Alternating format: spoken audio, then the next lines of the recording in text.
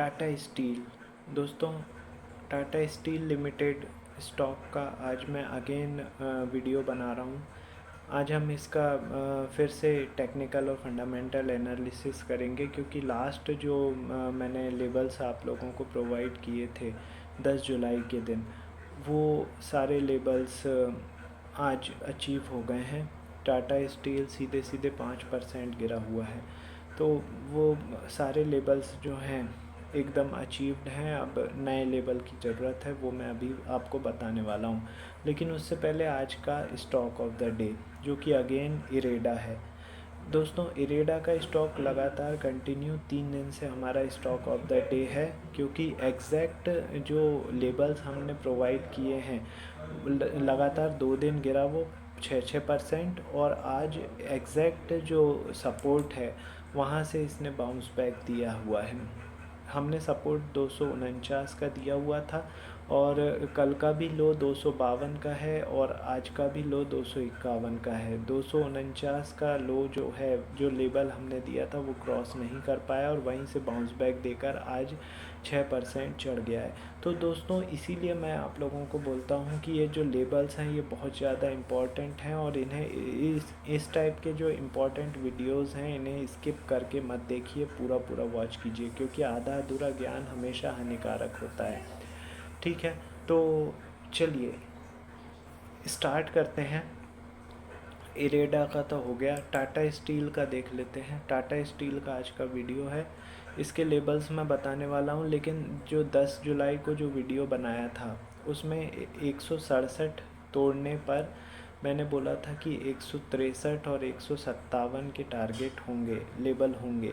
तो ये बताते हुए मैं बेहद खुशी हो रही है कि आज की डेट में जो लो बनाया है वो एग्जैक्ट 157 रुपये का बनाया है। दोस्तों, 157 रुपये पर ही और क्लोजिंग दी है। आप जाके वीडियो भी वॉच कर सकते हैं। इसीलिए मैं बोलता हूँ कि ये वीडियो बहुत ज़्यादा इम्पॉर्टेंट है, लेबल्स बहुत ज़्यादा इम्पॉर्टेंट हैं।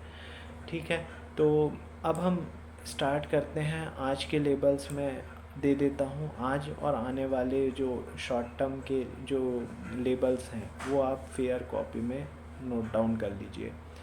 देखिए, 157 रुपये 75 पैसे पर इसने क्लोजिंग दी है।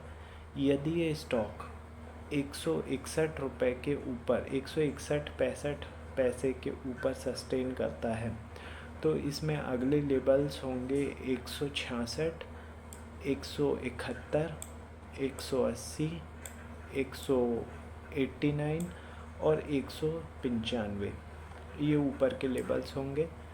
इसी तरीके से नीचे में यदि 157.20 के नीचे सस्टेन करता है, ये 157.20 के नीचे सस्टेन करता है, तो अगेन इसके जो लेबल्स होंगे वो 151, 143, 134 और 128 के नीचे के लेबल्स होंगे। आई होप आप लोगों ने नोट डाउन कर लिए होंगे।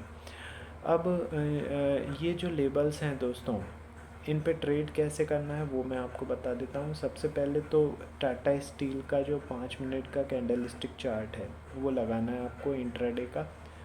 उस पे ये जितने भी लेबल्स मैंने बताए हुए हैं इनको हॉरिजॉन्टल लाइन के फॉर्म में आपको ड्रॉ कर लेना है।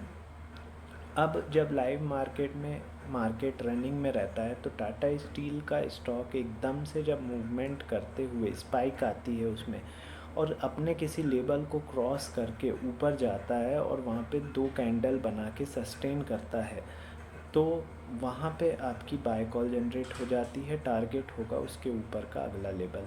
इसी तरीके से जब एकदम से गिरावट आती है स्टॉक में और किसी लेवल को क्रॉस करके वो नीचे की तरफ सस्टेन करता है, तो वहाँ पे शॉर्ट सेल की कॉल जनरेट हो जाती है। टारगेट होगा नीचे का अगला लेवल। तो इस तरीके से आप दिन भर में बहुत सारे मूव कर सकते हैं, बहुत सारे मूव्स आपको मिल जाएंगे। ठीक है, ये आपकी ट्रेडिंग हो गई। बहुत ही सिंपल और सटीक स्ट्रेटजी है, बस ज़रूरत है आपकी प्रैक्टिस की।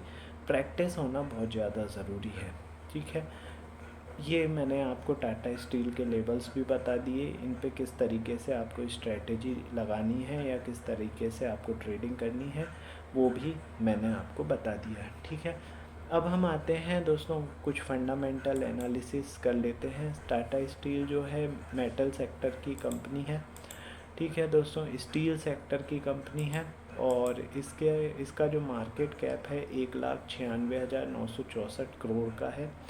साल भर का है इसने 185 रुपये का बनाया है, साल भर का लो 114 रुपये का है। और इसका जो डिविडेंड दिया है 2.28% का है, और बुक वैल्यू 73.7 रुपये की है। पी रेशो 30.8 का है। रिटर्न ऑन इन्वेस्टमेंट 6.55% का है, और 1 रुपये की फेस वैल्यू है। अब हम बात करेंगे इसके कंपैरिजन किस किस से कर सकते हैं। तो सारी स्टील सेक्टर की कंपनियां जैसे JSW steel, Jindal steel, SAIL, ठीक है, श्याम मेटलिक्स, इन सब से आप इसका कंपैरिजन कर सकते हैं। और इसमें अब प्रमोटर की हिस्सेदारी दोस्तों जून क्वार्टर में 33.19% रही है एज इट इज़। FII की हिस्सेदारी बढ़ी है दोस्तों, 20.32% हो गई है। DII की हिस्सेदारी भी एज इट इज़ रही है, 23.52% की रही है। गवर्नमेंट की हिस्सेदारी दोस्तों कम हुई है, 0.01% बची है गवर्नमेंट की हिस्सेदारी। और पब्लिक की हिस्सेदारी बढ़ी है, नहीं, पब्लिक की भी हिस्सेदारी कम हुई है दोस्तों, 22.96% हो गई है पब्लिक की हिस्सेदारी। तो ये इसका जून क्वार्टर जो है इसका शेयर होल्डिंग पैटर्न मैंने आप लोगों को बता दिया। अब मैं रिज़ल्ट की बात करूँगा, तो रिज़ल्ट दोस्तों इसका आने